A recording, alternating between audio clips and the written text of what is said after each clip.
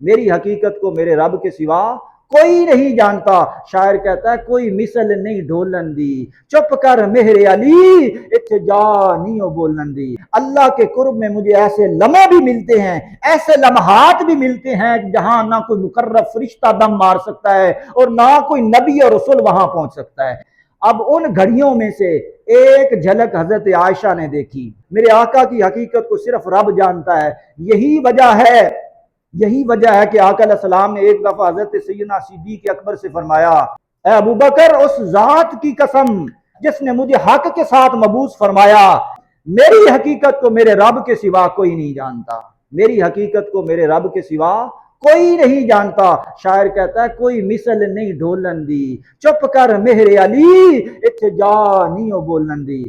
हदीस पाक में आता है, कुतुब हदीस आप उठा कर देख लें, कुतुब हदीस में आया है कि आका अलैहिस्सलाम पर बाज़ औक़ात ऐसे अहवाल भी तारी होते, आका अलैहिस्सलाम पर ऐसे अहवाल और ऐसी घड़ियां भी हुजूर ताजदार कायनात सल्लल्लाहु अलैहि वसल्लम पर आती कि आका अलैहिस्सलाम फरमाते हैं, हुजूर फरमाते हैं कि अल्लाह की माइयत में, अल्लाह के कुर्ब में मुझे ऐसे लम्हे भी मिलते हैं, ऐसे लम्हात भी मिलते हैं जहां ना कोई मुकर्रब फरिश्ता दम मार सकता है और ना कोई नबी और रसूल वहां पहुंच सकता है। अल्लाह की माइयत में, अल्लाह के कुर्ब में मुझे ऐसे लम्हे और ऐसी घड़ियां मिलती हैं जहां ना कोई फरिश्ता जा सकता है और ना कोई नबी और रसूल जा सकता है। अब उन घड़ियों में से एक झलक हजरत आयशा ने देखी। वो जो आका अलैहिस्सलाम को वो घड़ियां नसीब होती, वो लम्हात नसीब होते जहां किसी की रसाई नहीं थी, उन घड़ियों में से एक घड़ी सैयदा आयशा ने देखी। वो बयान करती हैं कि एक रात सैयदा आयशा सिद्दीका रज़ी अल्लाह तआला अन्हा फरमाती हैं कि मैं रात को जब उठी तो आका अलैहिस्सलाम अपने बिस्तर पर आराम फरमा नहीं थे। मैं आपको तलाश करने के लिए निकली तो जन्नतुल बकी में मैंने आपको पाया। जन्नतुल बकी में तशरीफ फरमा थे और इबादत में महव थे। तो मैं आका अलैहिस्सलाम के जब करीब गई, हुजूर ताजदार कायनात सल्लल्लाहु अलैहि वसल्लम के करीब गई, अब मैं बताना चाहता हूँ कि आका अलैहिस्सलाम को ऐसी घड़ियां भी नसीब हुई हैं जहां किसी की कोई रसाई नहीं है अल्लाह की बारगाह में।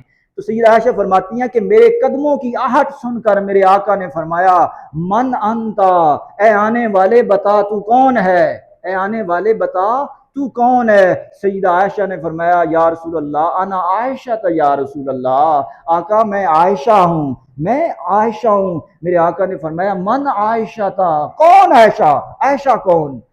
सैयदा आयशा फरमाती हैं कि मैं घबरा गई, परेशान हो गई कि आका अलैहिस्सलाम किस कैफियत के अंदर हैं। मैं घबरा गई, फिर मैंने अपने आप को संभाल के अर्ज किया, या रसूल अल्लाह अना आयशा बिन्त अबी बकर, या रसूल अल्लाह अबू बकर की बेटी आयशा हूँ। आका मैं अबू बकर की बेटी आयशा हूँ। मेरे आका ने फरमाया, मन अबू बकर, अबू बकर कौन है। मेरे आका ने फरमाया, अबू बकर कौन है। सैयदा आयशा फरमाती है मैं मजीद परेशान हो गई। मैंने कहा कि आका अलैहिस्सलाम आज किस कैफियत के अंदर हैं।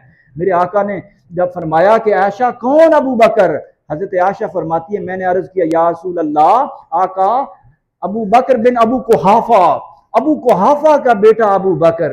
मेरे आका ने फरमाया, हुजूर ने फरमाया, मन अबू कुहाफा, कौन अबू कुहाफा। सैयदा आयशा फरमाती है कि मैं परेशान हो गई और मैं समझ गई, मैं ये जान गई कि आका अलैहिस्सलाम पर आज कोई खास चीज वारद हो रही है। आज आका अलैहिस्सलाम की कुछ खास घड़ी है, अल्लाह के कुर्ब में एक खास कैफियत तारी है आप पर। आप फरमाती है कि मैं परेशान होकर वापस आ गई।